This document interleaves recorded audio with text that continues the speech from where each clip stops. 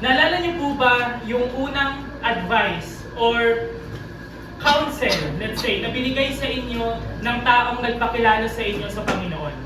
So, imagine niyo po na first time kayo, naging Christian kayo for the first time, nakilala niyo ang ating Panginoon, at tinanggap niyo siya sa inyong buhay. Ano yung unang-unang advice na binigay nila sa inyo para lumago kayo sa relasyon niyo sa Kanya? Ano po yung unang-unang advice na binigay sa inyo para mag-grow at magpatuloy kayo sa relationship nyo sa Panginoon? At siguro yung iba sa inyo, hindi nyo na naaalala, siguro mga 20, 15 years, 10 years ago na siya. Pero tulungan ko po kayong maalala na yung mga common na advice na nare-receive po natin kapag tayo po ay na-evangelize at dinidisciple para lumago sa ating relationship sa ating Panginoon is itong tatlo na to. And I believe narinig nyo na to at nabigay na sa inyong advice itong tatlo na to. Nakilala nyo na ang ating Panginoon, tinanggap nyo na siya sa buhay nyo, meron na kayong relasyon sa Kanya, at sinabi nung nagdi-disciple sa inyo, gawin nyo to para lumago kayo sa relasyon nyo sa Kanya. Ano po yun? Una, prayer. Nabigyan po tayo ng advice na tayo ay manalangin araw-araw. Yan yung po yung tinatawag nilang communication po natin sa Panginoon. Inahahayag po natin yung ating puso sa Kanya. At sa kabaligtaran, para marinig natin ang ating Panginoon, magbasa tayo ng Bible. Nabigyan po tayo ng ganyang advice na alin? Na magbasa tayo ng Bible araw-araw. Siguro iba sa inyo, narinig nyo yung advice na magsimula ka sa Book of John. Yan. So ito po yung mga common na nare-receive natin kapag tayo ay bagong Kristiyano. At pangatlo ay mag-pray at umattend sa church. Sumama sa mga youth fellowship, sa accountability, or sa dating church po namin, ang tawag namin doon ay cell group, or small group, or discipleship group. Yan po yung tatlong common na marireceive nating advice sa atin kapag bago tayong Kristiyano. Mag-pray ka, magbasa ka ng Bible, at umattend ka ng church. At dati po, nung bago akong Christian, naging Christian po ako way back 2015, narinig ko to ng paulit-ulit. Dongs, mag-pray ka, maglaan ka ng oras sa Bible reading, umattend ka ng church every Sunday, at paulit-ulit ko po itong naririnig. At isa sa advice na narinig ko nung bago po akong Christian, na way back then, hindi ko maintindihan kung bakit nila ito binibigay as advice para lumago ka sa relationship natin sa Lord. May nag-explain po sa akin nung bago po akong Christian, yung tinatawag nating a Christian's priority. Maybe yung iba po sa inyo, first time nyo po ito narinig, pero I believe kapag matagal na po kayo bilang Christian, paulit-ulit nyo na rin po naririnig ko na sa paraan na tayo ay lalago sa ating Panginoon. Ito yung Christian's priority na tinatawag nila. Unahin mo ang relationship mo sa Diyos. Lahat nandyan, prayer, Bible reading, pag-attend ng church, lahat nandyan na siya. Quiet time, devotion time, lahat yan nandyan na sa relationship with God. At sabi niya, ang pangalawang priority mo is family. Sharean mo sila ng gospel, ipag-pray mo sila, mag-spend ka ng time sa kanila, lahat ng mga about sa family, para lumago ka sa relationship mo sa family, nandiyan na siya. At sabi nila, pangatlong priority daw natin as a Christian, trabaho or pag-aaral. At pang-apat, ministry. Yung pag-serve natin dito sa church, yung pagpapagamit natin sa Panginoon para maging blessing tayo sa bawat isa. At panghuli, others. Nandito yung mga kaibigan, ito yung mga hobby, ito yung mga paggala mo, ganyan, or yung mga interest mo sa buhay. At ito yung sinasabi nilang Christian priority. Ito daw yung level na kailangan nating priority sa buhay. Relationship natin sa Diyos, pamilya natin, trabaho o pag-aaral, ministry, at yung ibang bagay. At kung bago po akong Christian, hindi ko siya maintindihan talaga. Meron something ako dito na hindi ko maintindihan kung bakit. At yun ay yung pangatlo. Bakit kailangan mauna ang trabaho at ang pag-aaral kesa sa ministry? Hindi ko siya maintindihan nung bago akong Christian. Ang katwiran ko pa nga dati, bakit kailangan mauna yung pag-aaral ko kaysa sa ministry? Eh yung ministry, nasa church ako, about kay Lord yun, nagsiserve ako sa Lord, nagpapagamit ako sa Lord, tapos sasabihin mo sa akin na kailangan unahin ko at mas magaling pa ako sa pag-aaral bago ko galingan sa ministry, na kapag may mga pagkakataon na mahahati yung oras ko, pag-aaral o ministry, mas uunahin ko yung pag-aaral kesa sa ministry. Hindi ko siya maintindihan dati. And way back then, ang dami kong tanong, ang dami kong katwiran. Kasi para sa Diyos naman yung ministry, ba't hindi yun ang uunahin ko? At alam niyo po, hanggang ngayon, ngayon, na naintindihan ko na siya, i-share ko po sa inyo kung bakit. Kasi meron pong kinuwento sa akin, ito true to life. Meron kinuwento po sa akin na kung bakit kailangan mauna ang trabaho or pag-aaral kesa sa ministry. Alam niyo po, kasi meron isang kwento na church. Etong church na to, sobrang sagana nila. Sobrang healthy ng church na to. Again, true to life po ito, totoong nangyari to.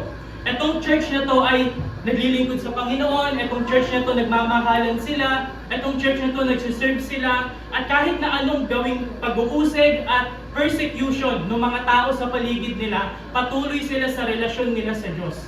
Wala silang pakialam kung nasasaktan sila physically, kung pinapersecute sila, kung kinu-question yung pananampalataya nila. Sobrang sagana ng church na to. Sobrang healthy. Sabihin natin parang mga nasa community church ito. At yung iba sa kanila, bagong Christian, yung iba, matagal ng Christian, pero regardless, nagpapatuloy sila at sobrang sigasig nila sa Panginoon.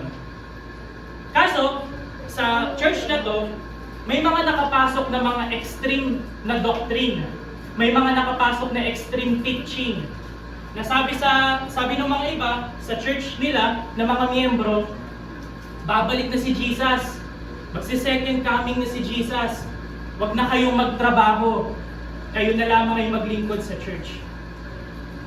Ayun yung sabi sa kanila, may mga teaching sa church nila, parang ganito, may mga nagsasabi, babalik na si Jesus, babalik na si Jesus, huwag ka na magtrabaho, maglingkod ka na sa church, para pagbalik niya, maaabutan ka niyang naglilingkod sa kanya. Yun yung sabi sa church nila. At syempre, may mga na-deceive. May mga, sabihin natin, sumunod doon sa ganung teaching. Iniwan nila yung mga trabaho nila at naglingkod sila sa church, sa ministry. Kung titignan po natin, hindi naman masama no? Gaya ng sabi ko kanina, katwiran natin, hindi naman masama mag-ministry. Kasi paggagamit mo yan sa Panginoon. Pero ito, sobrang naging extreme sila. Iwan mo yung trabaho mo, maglingkod ka sa church para kapag bumalik si Jesus, matatagpuan ka niya sa church naglilingkod. At ito nangyari sa church na to.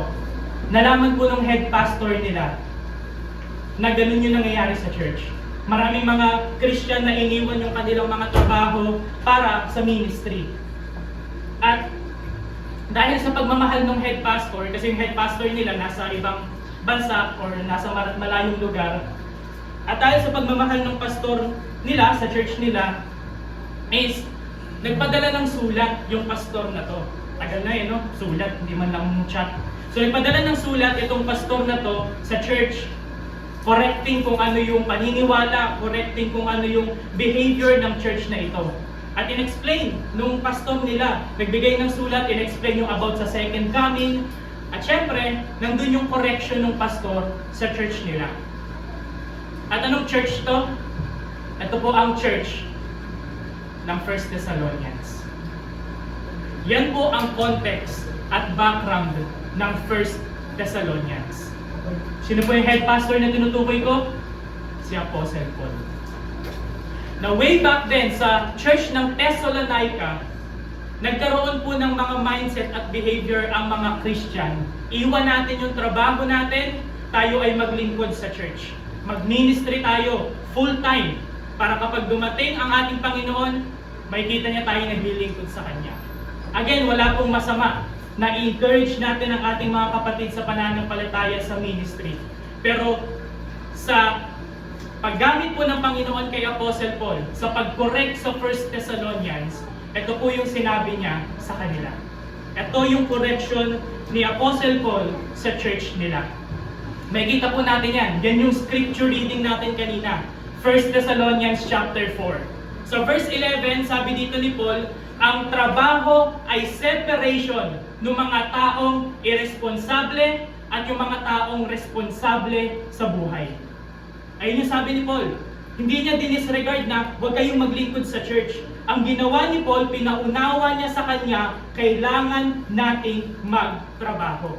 Bakit daw? Kasi ito yung magsasabi na i-separate natin yung buhay natin na tayo bilang Kristiyano ay responsable sa buhay at makita ng iba na yung mga walang trabaho ay irresponsable sa buhay. Gaya na lang na ikaw ay nag-aantay ng 4-piece or ng ayuda na nagpapakahirap ang kababayan natin para magbayad ng tax at yung tax natin na pupunta saan? Sa mga taong tamad magtrabaho. Ayun yung sabi ni Paul, kung bakit kailangan natin na huwag i-disregard ang trabaho, kasi dito natin makikita yung mga Kristiyanong responsable sa buhay. Ano pa? Sabi dito ni Paul, work is a standard. Reminder to sa atin na hindi natin i-take advantage yung mga nagsusupport sa ministry. Yun ang sabi ni Paul. At alam nyo po yan, practical level, sa practical na usapan. Kapag ang isang tao, sabihin natin ako bilang pastor ng church na to, at wala akong source of income, at ang aking source of income ay sa church fund, may malaking pagkakataon, malaking chance na matempt ako ng kaaway, gamitin ko ang pera ng church para sa sarili kong interest, para sa sarili kong agenda. At yun yung sinasabi din ni Paul sa 1 Thessalonians, binibigyan kayo ng support ng church, binibigyan kayo ng support para magpatuloy tayo sa ating paglilingkod sa Panginoon. Pero magtrabaho tayo, magkaroon tayo ng sarili nating source of income para hindi tayo matempt na gamitin yung fund ng church para sa sarili kong interest. Yun yung sinasabi ni Paul dito. At ano pa? Sabi ni Paul, work is a sustenance. Ito yung tuturuan tayo na maging responsable, na gumawa tayo ng paraan para sa sarili nating pangangailangan. At dito nag-share si Paul sa 1 Thessalonians, na sabi niya, gaya ng example namin sa inyo. Sabi ni Paul, gumagawa ako ng tent, gumagawa ako ng sabi natin ng lambat, may trabaho ako secularly para meron akong pantustos sa pangangailangan ko, para kapag binigyan nyo ako ng suporta, yung suportang ibibigay nyo sa akin, ibibigay ko sa mas nangangailangan pa. Mas nagiging blessing pa kapag ganun. Ano pang sabi ni Paul sa kanila? Work is a serenity by promoting peace, harmony, at unity. Ano sabi dito ni Paul? Sabi ni Paul sa 1 Thessalonians na church, tingnan nyo, yung mga taong walang trabaho, sila ang iingay sa buhay. Ang daming pinupuna sa buhay. Bakit? Kasi wala naman silang ginagawa. Pero sabi ni Paul, kapag tayong lahat may trabaho, may sarili-sarili tayong inaasikaso sa buhay, ang tahimik natin. Bakit? Nakafocus tayo dun sa trabaho natin eh. Pero kapag dumating sa point na wala tayong ginagawa, wala tayong napagkakaabalahan, tinitignan natin, bakit ganito to? Bakit ganyan yan? Bakit gano'n? Kasi wala tayong pinagkakaabalahang trabaho eh. Kaya yun yung sabi ni Paul, para hindi natin tignan ng isa't isa, hindi natin silipin ng isa't isa, magkaroon tayo ng something meaningful. And sabi pa ni Paul, work is a sanction para sa mga tamad. Kasi para sa mga tamad at ayaw magtrabaho, ang trabaho ay para bagang burden, para bagang punishment sa kanila. Kaya sabi niya, ang trabaho ay isang sanction din sa mga tamad. And lastly, ang trabaho ay service. It is an expression of love. It is an expression of your devotion to others. Maging blessing tayo sa ibang tao. Again, ano po yung pinag-uusapan natin dito? Gaya ng 1 Thessalonians, may ganyan po tayong pagkakataon. Na sobra nating nakukulong ang ating miyembro, ang ating church sa ministry, na nakakalimutan na rin nating magturo faithfully na meron tayong trabaho. Na kailangan din natin pagtuunan ng pansin ang ating trabaho. Bakit? Kasi gaya ng marami po sa atin, after ng Sunday service natin, after ng araw na ito, anong susunod? Monday, lahat tayo babalik tayo sa sarili-sarili nating trabaho. At bilang Kristiyano, paano po natin mako-connect yung Monday natin sa Sunday natin? Meron nga po akong nakausap dati, matagal na panahon na to. Meron ako nakausap na isang kaibigan, siya isang devoted na Catholic. At talagang devoted siya, na parang ganito sa atin. At habang nag-uusap kami nung friend ko na yung na-Catholic, ang unang pinag-usapan namin yung pagkakaparehas namin sa pananampalataya. Parehas kaming against sa abortion, parehas kaming against sa homosexuality, lahat ng mga bagay na pinagkaparehas ng Catholic at ng Christian na faith. At after yung usapan namin na yun, bigla kami nag-usap sa mga bagay na hindi namin, na pagkakaiba namin sa pananampalataya. At marami, alam niyo naman po, pinagkaiba ng Catholic sa Christian faith. At isa sa mga bagay na napag-usapan namin is sa application. Ano yung isang bagay na pinagkaiba ng Catholic faith sa Christian faith? At ang galing na binigay niyang wisdom sa akin. At sabi niya sa akin, isa sa mga bagay na pinagkaiba ng Catholic at ng Christian faith is yung sabi niya, kaming mga Catholic, nasa labas kami. At kayong mga church, ay kayong mga Christian, nasa church kayo. Nung una hindi ko siya maintindihan. Sabi ko, ano ibig niya sabihin? Ibig sabihin ba niya, yung mga Catholic wala sa church? Nasa labas sila ng bahay, nasa mall, ganyan, or gumagala sila. Tapos pina-explain ko sa kanya, sabi ko, ano yung ibig mo sabihin dun sa kaming Christian ay nasa church, kayong Catholic nasa labas? At sabi niya, kaming mga Catholic, pinapasok namin yung mga area ng trabaho. May makikita ka mga Catholic na nasa legal department, nasa accounting, nasa marketing, nasa law firm, nasa entertainment, nasa sports, nasa mga news journalism. And then sabi niya, kayong mga Christian, napapansin ko, ini-encourage yung mga member ninyo na manatili sa church. Ngayon siguro disagree or agree po kayo dun sa sinabi niya, pero meron siyang point. Na tayo bilang mga Kristiyano, isa sa mga bagay na hindi natin napapansin, na po-promote natin too much ang ministry at walang masama doon. Pero nakakalimutan po natin maging faithful doon sa katuruan na tayong lahat meron din tayong trabaho. Na kailangan din natin maging responsable to have our own source of income. Again, ganun po yung challenge ganun yung struggle ng 1 Thessalonians. Lahat sila nasa church, nasa ministry. Pero ano pong tawag sa atin? Go out. Tayo po ay lumabas. Humayo tayo. Kasi hindi lamang po yung tinatawag nating Christian service, hindi lang siya makikita dito sa church. Makikita rin siya kapag nilagay ka ni Lord sa ganitong company, nilagay ka ni Lord sa ganitong position, nilagay ka ni Lord sa ganitong trabaho. Yan yung magiging Christian service mo. Kasi nasa church man tayo o nasa trabaho, iisang ating tawag. Go and make disciples. Preach the gospel. Kaya not necessarily na tayong lahat nandito sa church. Kaya isa sa mga bagay na prayer ko po ngayong umagang ito ay makita po natin na tayo bilang Kristiyano, ma-connect natin yung Sunday natin sa Monday natin. Na tayo nag-worship tayo dito, pero pagdating natin kinabukasan ng Monday, trabaho na naman. Na kumbaga parang hindi natin nare-reflect yung pananampalataya natin dito sa Sunday, sa trabaho natin ng Monday. Marami siguro po sa inyo nag-iisip, Kuya Doms, estudyante pa lang naman din ako Kuya Doms, wala naman akong talagang trabaho full-time ministry ako Relax lang po tayo. Bakit? Kasi sabi po ni Paul, whatever you do. Whatever you do. Kung ikaw ay may trabaho, kung ikaw ay nasa full-time ministry, kung ikaw ay housewife, kung ikaw ay student, whatever you do. Tignan niyo po yung transition ni Paul. Whatever you do. Sabi niya, do your work. Whatever you do your work. Ibig sabihin, kung nasang estado man po tayo ng buhay natin, yan ang trabaho na binigay sa atin ng Diyos. Kung ikaw ay may talagang full-time employment ka, yan ang trabaho na binigay sa iyo ng Diyos. Kung ikaw ay student, yan ang trabaho na binigay sa iyo ng Diyos. Kung ikaw ay housewife, yan ang trabaho na binigay sa iyo ng Diyos. Mas mahirap pa nga po yung housewife di ba? Bakit? Nakaraan, nag-celebrate po tayo Mother's Day. Inisip ko po, sabi ko, habang pine-prepare ko po yung topic, parang ang hirap ng trabaho maging nanay, no? Bakit? Kasi sa normal na trabaho, ang oras mo 8 to 9 hours. Bilang nanay, 24/7 ka. Sa trabaho, kapag ginalingan mo, makaka-receive kang bonus, makaka-receive ka ng award. Pero sa pagiging nanay, ang trabaho mo, kahit porsigihin mo sa araw-araw, minsan wala ka nare-receive na appreciation. Sa trabaho, kapag nagkasakit ka, pwede kang mag-sick leave.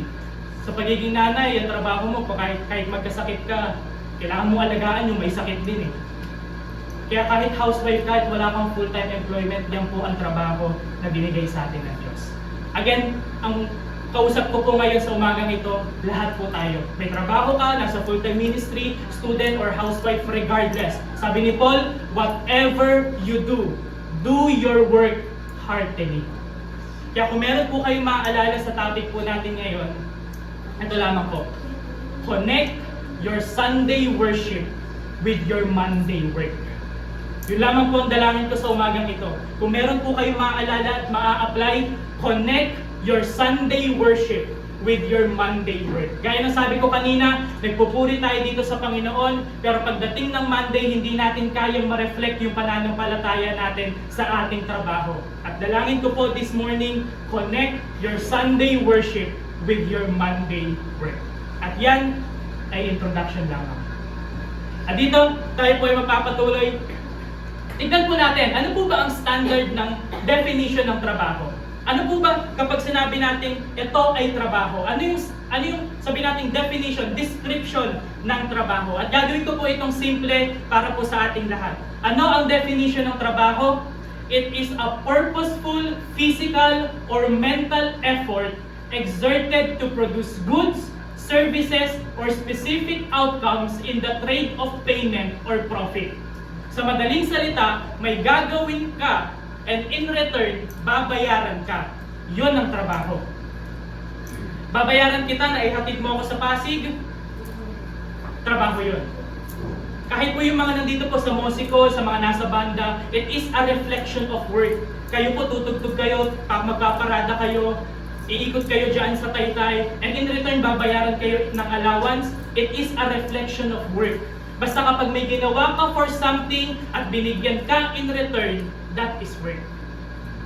Kahit yung mga nag-aaral po, mga estudyante, yung ginagawa natin, it is a reflection of work. Binibigay mo yung oras mo, yung effort mo sa pag-aaral, sa pag-review, sa mga exam, mag-recite ka, araw-araw kang papasok sa school, Monday to Friday, and in return, makakakuha ka ng magandang grades. It is a reflection of work. Kaya maraming mga teacher natin, di ba, elementary teachers, ang sinasabi nila, mag-aral kayo ng mabuti. Bakit? Kasi yan ang mangyayari sa inyo pagtapos ninyo. At yan yung mangyayari sa inyo pag nagtatrabaho kayo. Totoo po yun. It is a reflection of work. Sa lahat ng bagay na ginagawa natin, giving goods or producing service in return of payment, yan po ay trabaho. Ganon din po sa ating mga housewife. Binigay mo yung oras mo, and in return, mapagsilbihan at maserve natin ang ating family sa mga kinakain nila, may pag-pray natin sila, that is a reflection of work.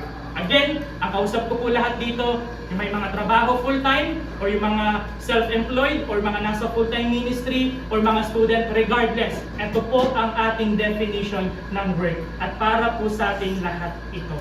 Pero bago po natin tignan, ano bang sinasabi ng Bible sa trabaho po natin? Bago po natin tignan ano yung disenyo ng Diyos sa trabaho, tignan po natin ano yung pagkakaiba ng doktrina natin sa trabaho sa kung ano yung sinasabi ng ibang religion at ibang philosophy sa trabaho.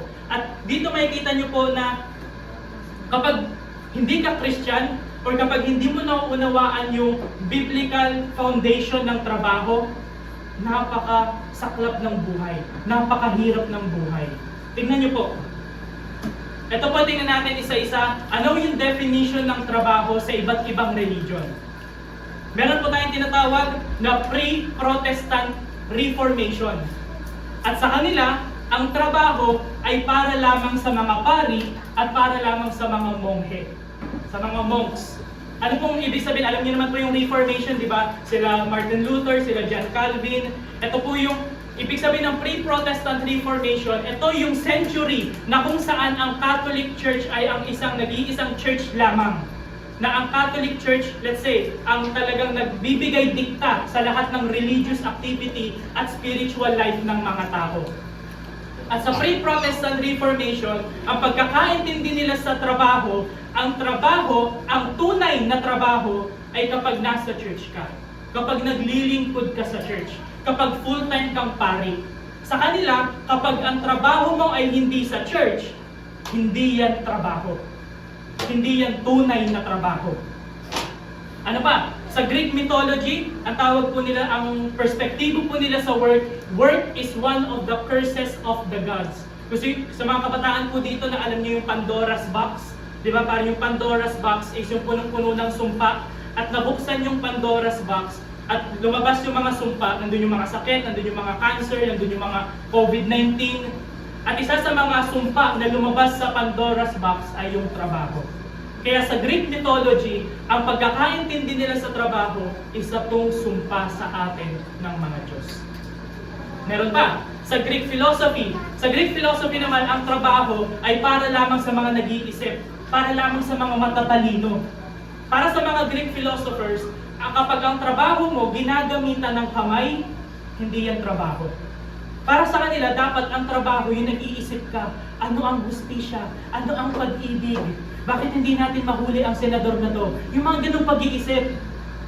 Kapag hindi ka ganun nag-iisip, ibig sabihin hindi ka nagtatrabaho. Kapag kamay ang gamit mo sa trabaho, nag-aayos ka ng CR, nagko-construction ka, ibig sabihin hindi daw yung tunay na trabaho para sa kanila. Ano pa? Sa Roman philosophy, ang trabaho po para sa kanila, ang trabaho ay para lamang sa mga alipin. Ibig sabihin, pag tayo, nagtrabaho tayo ng normal, alipin tayo.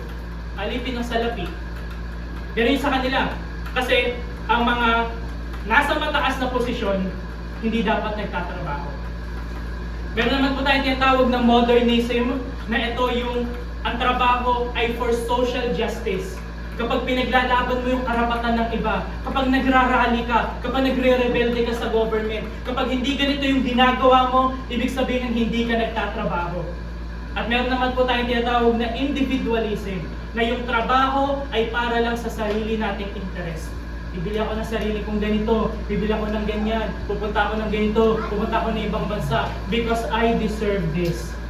Yun yung para sa kanila, na ang trabaho ay para sa kanilang sariling satisfaction. Nakita po natin kung anong iba't ibang definition ng trabaho, at bilang sa atin, bilang Kristiyano, at bilang mananampalataya, paano po natin dapat tignan ang ating trabaho? Simple lang. Work is a blessing. Work is a blessing. Kahit gaano kahirap, kahit anong uri ng trabaho, blessing po ang trabaho. Ngayon ang tanong, paano naging blessing ang trabaho?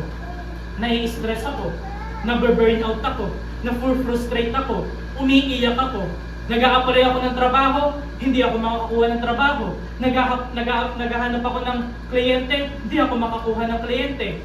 Paano naging blessing ang trabaho napakahirap magtrabaho? Kaya sa umaga pong ito, yan po ang ating topic. Why is work a blessing? Gaya po na nabanggit natin kanina sa 1 Thessalonians na maiwasan po natin na puro tayo ministry, pero magkaroon tayo ng faithful teaching na tayo po bilang Kristiyano ay maging responsable din sa ating trabaho. Ano po yung gaya na sabi ko kanina? Connect your Sunday worship with your Monday work. Tignan po natin ang tatlong reason kung bakit naging blessing ang trabaho kahit mahirap ang trabaho.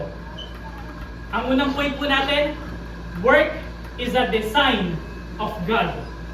Ulitin ko po, ang trabaho ay isa sa mga disenyo ng Diyos sa atin.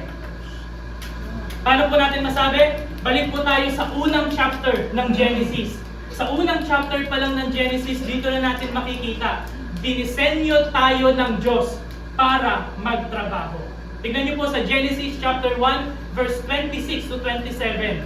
Then God said, "Let us make man in our image, according to our likeness."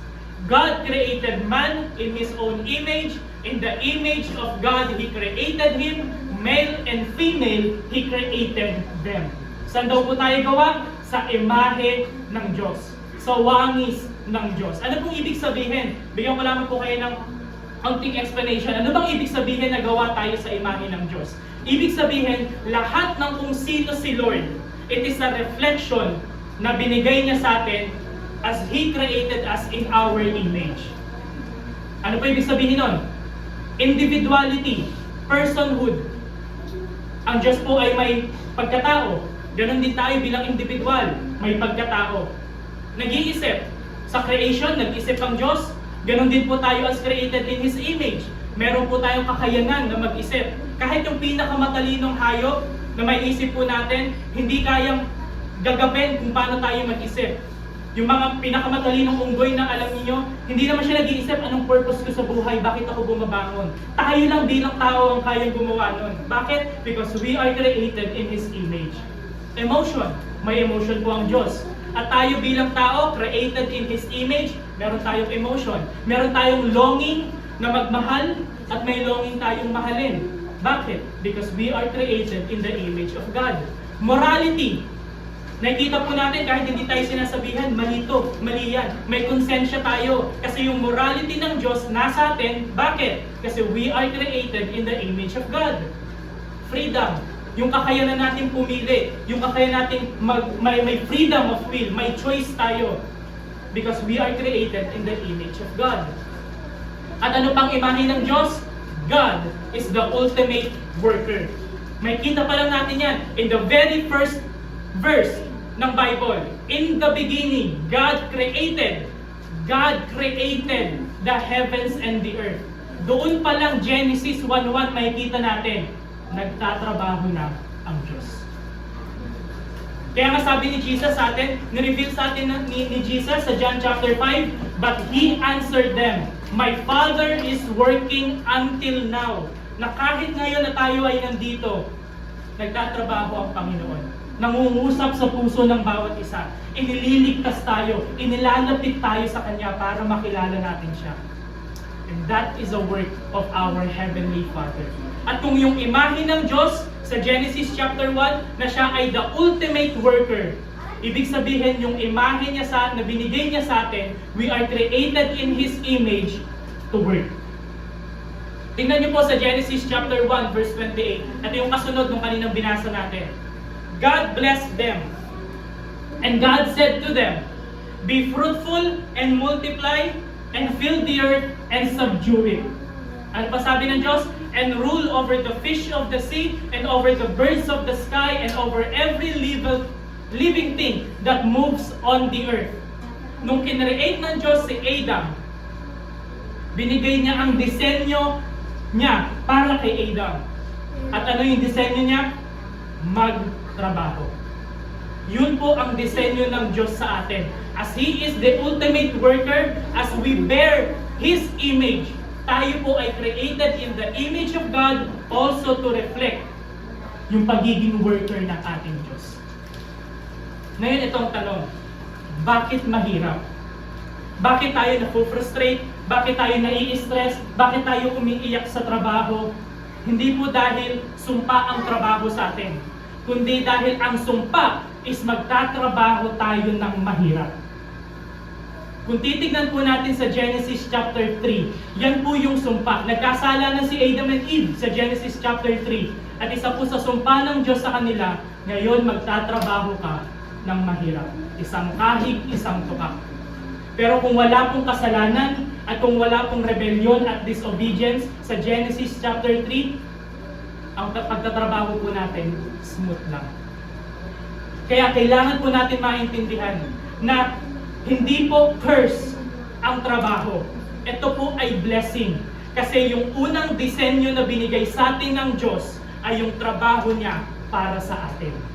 Kaya kapag nagtrabaho tayo, inaalay natin yung disenyo ng Diyos. Inaalay natin tayo sa disenyo ng Diyos para sa atin. Again, ang sumpa ay yung magtatrabaho tayo ng mahirap. Magtatrabaho tayo na nai-stress. Magtatrabaho tayo na na-frustrate. Pero hindi po yun ang disenyo ng Diyos. Ang disenyo ng Diyos sa atin is magtrabaho tayo ng smooth lang. Magtrabaho tayo with our full potential, reflecting the image of God. Kaya pagdating ng Revelation chapter 22, sinabi doon, magtatrabaho pa rin tayo. Siguro isa po sa mga bagay na hindi po nyo naririnig, pagdating po natin ng langit, oo, magpupuri tayo sa Panginoon. Pero isa po sa mga bagay na gagawin natin, magtatrabaho tayo doon. Bakit? Kasi sabi sa Revelation 22, and we will all become bond servants. Anong ibig sabihin nun? Paano ka magsuserve kung wala kang gagawing trabaho? Pero pagbalik natin ng langit, magpagtrabaho natin sa langit, hindi na tayo may stress, hindi na tayo iiyak, hindi na tayo mapapagod because we are in the presence of our Creator. Kaya lang tayo nahihirapan sa trabaho natin dito kasi hindi naman ito yung disenyo ng Diyos sa atin. At itong buhay, itong mundong kinakagalawan natin, makasalanan at sira sa disenyo ng Diyos. Pero in the beginning, ang disenyo ng Diyos sa atin, work is a blessing. Regardless, kung nag-aayos ka ng tubo, kung nagpupulot ka ng kung ano-ano dyan, kung ang trabaho mo taga-benta ka lang ng siomay, kung ang trabaho mo ay nasa corporate ka, white collar job, blue collar job, regardless sa trabaho mo, your work matters. Mahalaga ang trabaho mo sa Panginoon. Bakit? Work matters because we matter to God as His image bearer. Huwag tayo magsilipan na nandito ka at nandito ako. Huwag tayo magsilipan kung ginagamit natin yung kamay natin sa pagtatrabaho o ginagamitan lang natin ng isip. Regardless, nasa full-time ka, housewife ka, self-employed ka, nasa corporate ka, regardless ng trabaho mo, mahalaga ang trabaho mo kasi mahalaga ka sa Diyos. At kapag sinang-ayon mo ang trabaho mo sa disenyo ng Diyos para sa iyo, work becomes a blessing. Bakit po ulit naging blessing ang work? Because it is one of God's design for us. Disenyo po sa atin ng Diyos na tayo ay magtrabaho. At yung unang point po natin, bakit blessing ang trabaho? Kasi disenyo po ng Diyos. At hindi po doon nagtatapos. Pangalawang point po natin, bakit blessing ang trabaho? Because it is a divine partnership with God. It is a divine partnership with God. Naintindihan na po natin yung disenyo ng Diyos sa atin, na tayo ay magtrabaho, na work is a blessing. Ngayon, kailangan natin magtrabaho nang kasama siya. Because work is a divine partnership with God. Tignan niyo po. Tingnan natin kanina sa Genesis chapter 1. Tignan natin sa Genesis chapter 2. Sa Genesis chapter 2 verse 5. Now no shrub of the field was yet in the earth, and no plant of the field had yet sprouted. For the Lord God had not sent rain upon the earth, and there was no man to cultivate the ground. Ano po ibig sabihin nito? Sabi po ng isang theologian at ng isang commentator, yung creation ng Diyos sa Genesis chapter 1 at sa Genesis chapter 2, nasabi niya, it was perfect but not so much. It was perfect but not so much. Ano ibig sabihin nun? Sa Genesis chapter 2 verse 5, may kita po natin dito, after ng creation ng Diyos, meron siyang iniwan na parang space para pagtrabahuhan nung gagawin niyang tao. Ang amazing, ang galing. Bakit? Kasi dito pa lang sa Genesis chapter 2, ginagawa na ng Diyos, nagbibigay siya ng space, may iniiwan siyang mga unfinished business para pag-create niya kay Adam, may tatrabahuhin si Adam at makipag-partner si Adam sa Diyos niya. Kaya iyan po ay Genesis chapter 2 verse 5. Tingnan niyo po, after nun, kinreate na ni Lord si Adam. 10 verse after, tingnan niyo po sa Genesis chapter 2 verse 15. Then the Lord God took the man and put him in the Garden of Eden to cultivate it and keep it. Sa verse 5, may iniwan na space ang Diyos para pagtrabahuhan ng magiging unang tao. At pagdating ng Genesis chapter 2 verse 15, na-create niya na si Adam. Anong ginawa niya kay Adam? Nilagay niya sa Garden of Eden para magtrabaho. Because work is a divine partnership with God. Ang galing, amazing ang Diyos. Bakit? Kasi may iniiwan siyang espasyo para punan natin at tayo yung gamitin niya para matapos yung trabaho doon. Kapag nag-a-apply tayo ng trabaho, may mga opening tayo nakikita, nakakapasa tayo. Bakit? Kasi yun yung space na binibigay ng Diyos sa atin at inilalagay niya tayo doon para magtrabaho tayo at makipag-partner sa Kanya. May mga kliyente na walang mga mag-aayos sa kanila, walang maggugupit sa kanila, walang magme-makeup sa kanila, at nakikita natin tong mga client na to. Inilalagay tayo ng Diyos doon sa client na yon. Para alin? Tayo yung gamitin ng Diyos para sa kanila. And again, it is a divine partnership with God. At dito natin makikita, bilang isang Kristiyano, hindi po tayo ownership mindset. Tayo po ay stewardship mindset. Bakit? Kasi sa mundo, ang motivation nila sa trabaho, own your work, own your business. Na kumbaga na parang, akin tong business na to, akin tong tindahan na to, akin tong trabaho na to. Kaya lahat ng mangyayari, lahat ng success, akin. Hindi po tayo ganun bilang Kristiyano. Kung makikita po natin sa Genesis chapter 2, si Lord ang nag-create, si Adam lang ang nag-manage. Hindi tayo yung CEO, si Lord. Manager lang tayo. Hindi tayo yung creator, taga-cultivate lang tayo. Kaya ang biblical perspective natin sa trabaho, stewardship.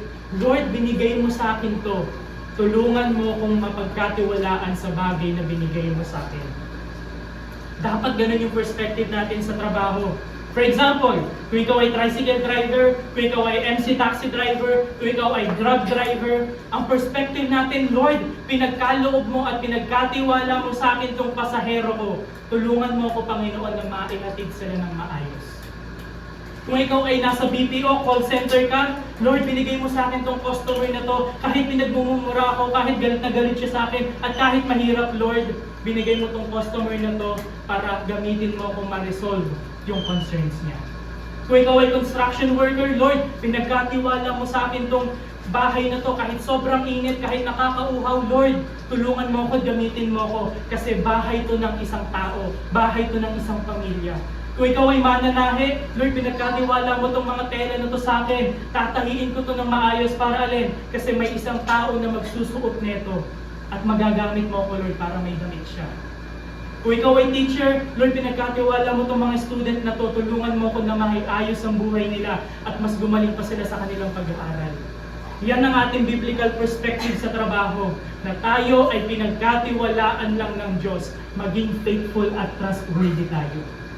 Kung kayo nasa Mosigod, tumutugtog kayo, Lord, pinagkatiwala mo itong instrumento na to para maganda yung tugtog at maganda ang magiging programa namin.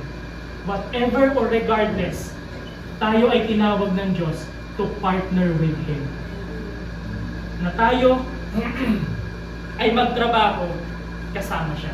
At kapag ganon, ito yung magiging prayer natin, yung prayer ni Moses.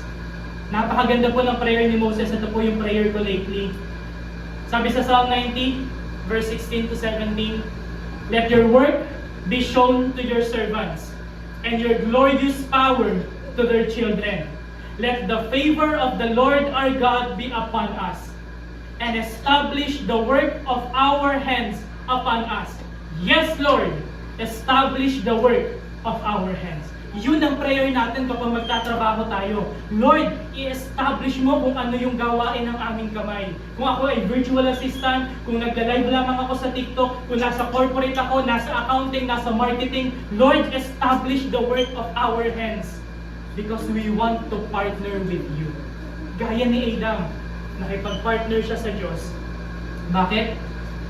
Kasi yun ang disenyo ng Diyos para sa trabaho. It is a divine partnership with God. At ganito lamang po kung meron kayo maiintindihan sa point na to, work is a divine partnership. We work with God, we work for God. Yun lang. Tayo ay magtrabaho kasama ang Diyos, tayo ay magtrabaho para sa Diyos. Regardless kung anong trabaho natin, Lord, samahan mo ko, Lord, para sa iyo to. This is your design for work. Meron nga po ako nakausap na isang professor po namin, professor ng economics. Way back pa nung senior high school kami. At magaling siya sa pagtuturo sa economics. At isa sa mga bagay na binigay niya sa aming wisdom nung nasa subject po kami ng economics, sabi niya, economically speaking, sa buhay ng economics, mahirap man isipin pero lahat tayo hindi magiging pantay-pantay. And then napapaisip ako noon, sabi ko, bakit naman? Diba parang yun yung gusto natin, equality, equality. Kaya sabi niya, sa buhay or sa mundo ng economics, hindi tayo pwede maging pantay-pantay. Kasi isipin mo, kung lahat tayo CEO, sino magpupulot ng basura? Sino maglilinis ng banyo? Kung lahat tayo basurero, sino magpapatakbo ng kumpanya? So hindi tayo pwedeng lahat maging pantay-pantay at magkakaparehas sa mundo ng economics. Pero ito yung sabi niya. Pero lahat ng trabaho, mahalaga. Hindi man tayo magkakaparehas ng trabaho, hindi man tayo magkakaparehas ng sahod, pero yung trabaho mo, mahalaga. Kahit tagakabit ka lang ng kilay, mahalaga yan. Kahit tagagupit ka lang, barbero ka, mahalaga yan. Kahit taga-tinda ka lang ng mga sandwich dyan sa labas, mahalaga yan. Kasi ginagamit ka ng Diyos para may makain yung iba. Or nasa corporate ka, mahalaga yan. Regardless ng trabaho natin, hindi man pantay-pantay, mahalaga. At ito ang mas magiging mahalaga. Pag tayo ay nagtrabaho, kasama ang Diyos, nagtrabaho para sa Diyos. Sabi nga po ni Timothy Keller, napakaganda pong statement. Sabi ni Timothy Keller, work has a dignity. Meron pong dignidad ang ating trabaho because it is something that God does and because we do it in God's place as His representatives. May dignidad po ang lahat ng trabaho kasi ito yung something na ginawa ng Diyos. At ito yung something na ginagawa natin in representation of God. Kaya blessing po ang trabaho because it is a design of God, it is a divine partnership with God. At panghuli, work is a blessing because it is our devotion to God. Balik po tayo sa verse natin. Genesis chapter 2:15. Then the Lord God took the man and put him in the Garden of Eden to cultivate it and keep it. Focus po tayo sa word na cultivate. Alam niyo po yung word na cultivate, kapag tinranslate po natin sa Greek, yan po ay avoda. Ang ibig sabihin po sa Greek word ng cultivate, avoda. At para po sa mga hindi familiar sa kung ano yung word na avoda, napaka-amazing na translation po niyan sa English. Alam niyo kung bakit? Kasi yung word na avoda, ang translation niyan sa English, work, service, labor, and worship. Yung same word na avoda, na ang translation ay trabaho, yun ay ang same word na ang translation ay worship. Meaning, our work is our worship. Kaya, itigil po natin yung pag-iisip na okay lang ako maliit sa trabaho. Hindi. Ayaw mong maliit sa church at ayaw mong maliit sa trabaho kasi yung pag-attend mo ng church at pag-attend mo ng trabaho, both worship natin yun sa Diyos. Yung Christian service na tinatawag natin, hindi lang natin makikita dito sa church. Kahit nasa trabaho tayo, regardless of our work, that is your worship to God. Balik tayo sa example natin. Kapag tricycle driver ka, MC taxi driver ka, Grab driver ka, Lord, ihahatid ko sila ng maayos, ihahatid ko sila ng ligtas for your glory. Lord, sa BPO, Lord, tulungan mo ako na ma-resolve ko yung concern nila, yung question nila. Bakit? Because that is my worship to you. Walang halong pagmumura, walang halong, tama kasi ganito yung customer ko, walang halong ganon, Lord, tulungan mo po ako because this is my worship to you. Lord, tulungan mo ako kung construction worker ako, tulungan mo kung matayo ko ng maayos tong building na to. Bakit? Because this is my worship to you. Kung mananahi ako, kung pulis ako, kung lawyer ako, kung doktor ako, kung estudyante ako, Lord, tulungan mo ako na maging magaling sa pinapagawa mo sa akin because this is my worship to you. Regardless ng ating trabaho, full-time ministry, housewife, nasa corporate, self-employed, ang trabaho po natin ay ang ating pagsamba sa Diyos. Kaya huwag tayong, okay na yan, di naman nila mapapansin. Huwag tayong maging mediocre, huwag tayong yung, okay na yan, pwede na yan, huwag tayong ganun because yung trabaho natin ay pagsamba natin sa Diyos. Yun ba yung i-offer natin sa Diyos? Okay na yan, Lord. Okay na yan, sige na. Hindi, bigyan natin ng tamang preparation, bigyan ng tamang paghahanda because work is a blessing, it is our worship to God. Anong gagawin? Kung kapag naiintindihan natin na ang ating trabaho ay pagsamba sa Diyos, balik po tayo dun sa 1 Thessalonians. Sabi ni Paul, that you excel still more. Eh di magtrabaho tayo ng excellent magtrabaho tayo ng competent, nagalingan natin sa trabaho natin, gaya ng pagsigasig natin na mag-serve dito sa church, ganun din ang gawin natin sa Monday. Sa trabaho natin, sa pag-aaral natin, we excel still more because our worship is also through our work. Yung sinasabi ni Paul dito, worship mo yan sa Lord, galingan mo. Huwag mo sabihin okay na yan. Okay na yan kahit baliktad yung ano mo, kilay mo. Huwag na ganun. Ayusin natin para gumanda yung customer mo. Ano ba? Work with sincerity, not hypocrisy. Gaya po na pag-usapan po natin to last Sunday. Ano po sabi? Slaves in all things, obey those who are your masters on earth, not with external service as those who merely please men, but with sincerity of heart, fearing the Lord. Ano ibig sabihin nito? Kahit nakakainis yung boss mo, kahit ang daming pinapagawa sa'yo ng boss mo, you work pa rin with sincerity. Hindi yun, sige po, kasi hindi mo marunong. Ganun. We work with sincerity. Kasi si Lord naman nakakakita ng puso natin eh. Si Lord naman nakakakita kung toxic ba yung boss mo, kung nakakainis ba yung supervisor mo, si Lord na nakakita niyan. Basta tayo, Lord, I work with you, I work for you. And then pangatlo po, we work for the Lord, not for men. Huwag po tayong magtrabaho para sa tao. Magtrabaho po tayo sa Diyos. Ano ibig sabihin nun? Hindi yung, boss, nakikita yung ginagawa ko, di ba, ang galing ko, ano? Hindi ganoon. Hindi, huwag natin tingnan, huwag tayong magtrabaho na kapag may nakatingin lang sa atin. May nakatingin o wala, Lord, gagalingan ko kasi nakikita mo. And then, we work with excitement. Maging excited po tayo sa pagtatrabaho. Bakit? Kasi hindi man tayo minsan makareceive ng bonus, hindi man tayo minsan makareceive ng award, ng certificate, pero yung reward natin nasa Diyos. Yung sabi ni Paul sa Colossians, magtrabaho tayo na maayos. Bakit? Because our reward is from the Lord. Ministry man yan, nasa corporate ka man, ang iyong regalo, award, ay nasa Diyos. At bakit po ulit? Blessing ang trabaho. Ito may pinag-usapan po natin kanina. Because it is a design of God, a divine partnership with God, our devotion to God. Church, dalangin ko po sa umagang ito ay hindi tayo matulad nung sa church ng 1 Thessalonians. Na tayo po ay ikulong natin yung sarili natin sa church, sa ministry. Again, wala pong masama sa ministry. Pero kailangan din po natin matutunan na tayo bilang mga miyembro natin may trabaho.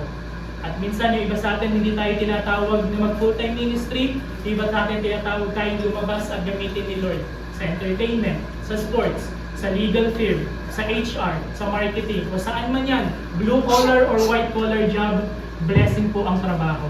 Kasi disenyo yan ng Diyos sa iyo, iyan ay iyong divine partnership with God, yan ay iyong devotion to God. Ito po ang theology ng everyday work. Maging masigasig po tayo at maging masipag pa sa ating trabaho. Pero dito po ako magtatapos.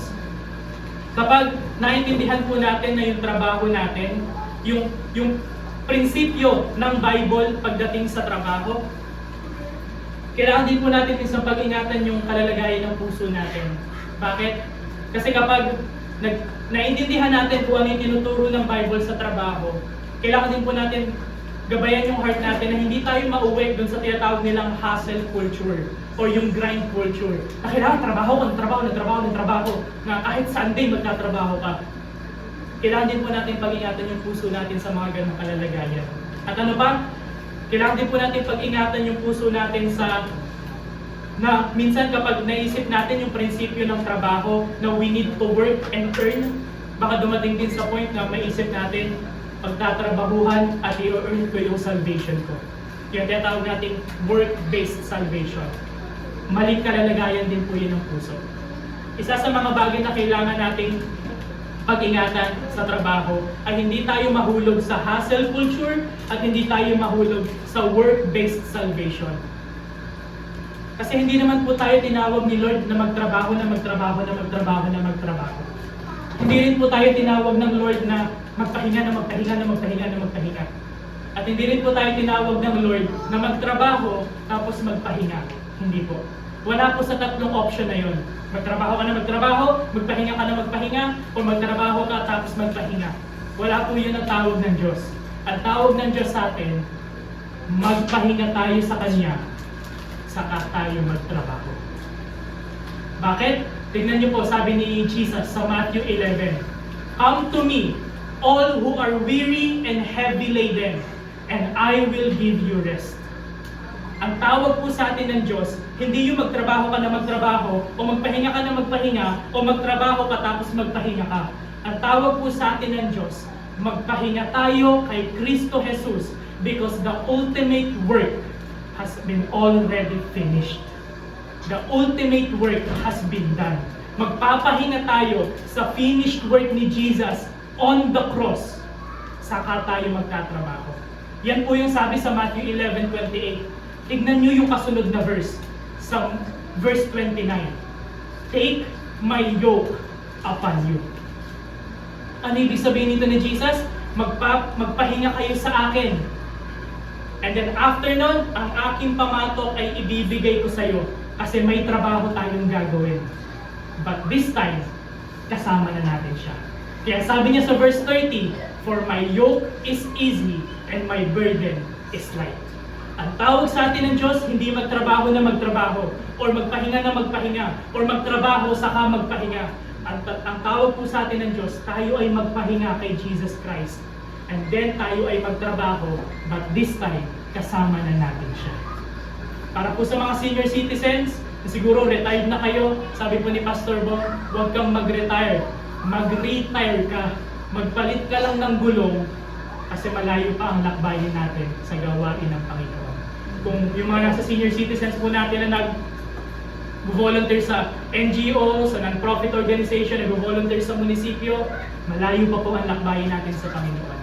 Or iba po sa atin nasa corporate, self-employed, housewife, or nasa full-time ministry, magpahinga po tayo sa Panginoon, then magtrabaho tayo, take His yoke upon us. Again, ang tawag po sa atin ng Diyos, magpahinga kay Jesus Christ, and then magtrabaho, this time, for Him and with Him. Lord, we work for You, we work with You. Tayo po'y manalangin.